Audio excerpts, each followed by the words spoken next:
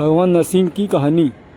कथा शुरुआत हिरण्यकश्यप नामक एक शक्तिशाली असुर राजा था होती थी और वह भगवान ब्रह्मा का महान भक्त था और कठोर तपस्या करके उसने अभूतपूर्व वरदान प्राप्त किया। वरदान की शर्तें वह न किसी दिन में मरेगा, न रात में मरेगा, वह घर बाहर में मरेगा, न अंदर में मरेगा, वह मनुष्य द्वारा मारा जाएगा, न पशु के द्वारा मारा जाएगा, वह जमीन पर मरेगा, न आकाश में मरेगा, वह किसी शस्त्र फेंके द्वारा नहीं मरेगा और न ही किसी शस्त्र में रखे जा माने हथियार से वरदान पाकर वह हिरण्यकश्यप अत्यंत अहंकारी और क्रूर हो गया था। उसने स्वयं को ब्रह्मांड का एकमात्र स्वामी घोषित कर लिया और प्रजा को मजबूर किया। उसने केवल उसी की पूजा की, भगवान की विष्णु की नहीं। पर प्रहलाद का जन्म हिरण्यकश्यप का एक पुत्र था जिसका नाम था प्रहलाद था। उन्हें पता है कि विपरीत प्रहलाद का जन्म भगवान के विष्णु परम भक्त था और वह हर उन्हीं के नाम को जप करता था। यह बात हिरण्यकश्यप को अहिंसनीय लगी।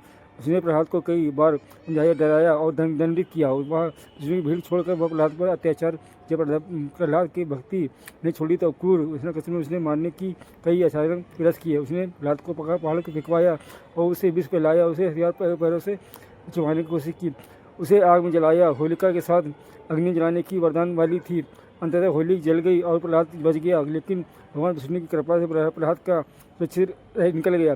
भगवान नरसिंह का आगमन एक दिन कोई भी हिरण्यकश्यप प्रहलाद के पूछा, तेरा यह विष्णु कहाँ है, वह कैसा है तू?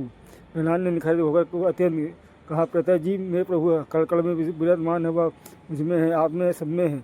और हिरण्यकश्यप की उपहास किया और अपनी गला को पास एक खंभे में तोड़ते हुए चिल्लाया, यदि इस खंभे में बाहर आ जाए। जैसे खंभा टूटा उसने एक भगवान गर्जना की हुई विष्णु नरसिंह आधा मनुष्य आधा के रूप में खड़े हुए।